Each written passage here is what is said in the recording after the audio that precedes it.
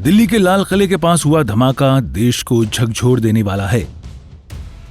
यह हमला एक हाई सिक्योरिटी जोन में हुआ, जहां रोजाना बड़ी संख्या में लोग और सुरक्षा कर्मी मौजूद रहते हैं। घटना के तुरंत बाद इलाके को खाली कराया गया और जांच एजेंसियों ने मौके से सबूत जुटाने शुरू कर दिए। प्रधानमंत्री नरेंद्र मोदी ने इस धमाके पर गहरी चिंता जताई है। भूटान दौरे पर पहुंचे प्रधानमंत्री ने वहां एक कार्यक्रम मंच से स्पष्ट कर दिया कि इस हमले में शामिल किसी भी व्यक्ति को छोड़ा नहीं जाएगा। उन्होंने सुरक्षा एजेंसियों को सीधे निर्देश दिया कि इस घटना की जड़ तक पहुंचा जाए और जिम्मेदार लोगों को सख्त से सख्त सजा दी जाएगी। पीएम मोदी ने पीड़ित परिवारों के साथ संवेदना भी जताई है। बहुत भारी मन से आया हूं। कल शाम दिल्ली में हुई भयावह घटना ने सभी के मन को व्यथित कर दिया है। मैं पीड़ित परिवारों का दुख समझता हूं। आज पूरा देश उनके साथ खड़ा है। मैं कल रात भर इस घटना की जांच में जुटी सभी एजेंसियों के साथ, सभी महत्वपूर्ण लोगों के साथ संपर्क में था, विचार विमर्श चलता था, जानकारियों के तार जोड़े जा रहे थे। हमारी एजेंसियां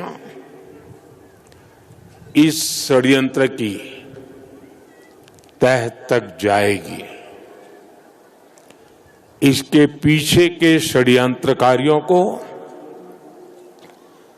बख्शा नहीं जाएगा। All those responsible will be brought to justice. इस बीच रक्षा मंत्री राजनाथ सिंह ने भी इस धमाके की कड़ी निंदा की है।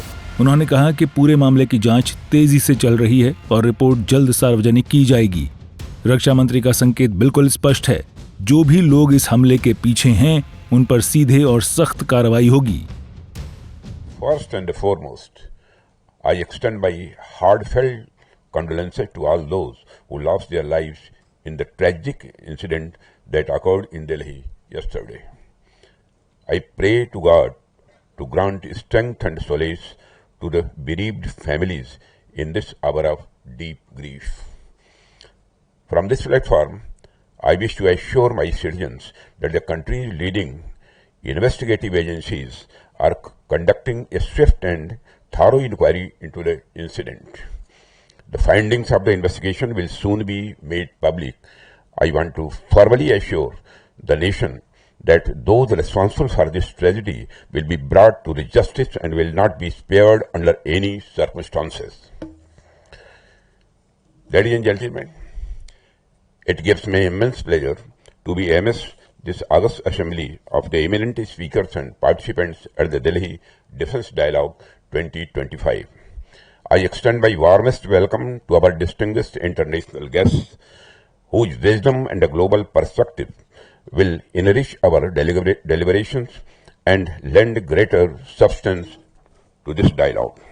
I appreciate the Manohar Parrikar Institute of Defence Studies and Analysis and the Director General Ambassador Sujan Shenoy for leading this edition of the Delhi Defence Dialogue. Firstly, I convey my congratulations on the successful convening of this edition of the Delhi Defence Dialogue. This forum has emerged as a flagship platform for thoughtful deliberations and a strategic engagement on the multifaceted challenges of defense and security. केंद्रीय मंत्री नितिन गडकरी ने इस घटना को बेहद दुखद बताया और कहा है कि सरकार इस मुद्दे को बहुत गंभीरता से ले रही है। गडकरी ने साफ संकेत दिया कि देश में आतंकवाद और उसे समर्थन देने वालों के लिए कोई जगह नहीं है। बहुत ही दुर्भाग्यपूर्ण घटना है।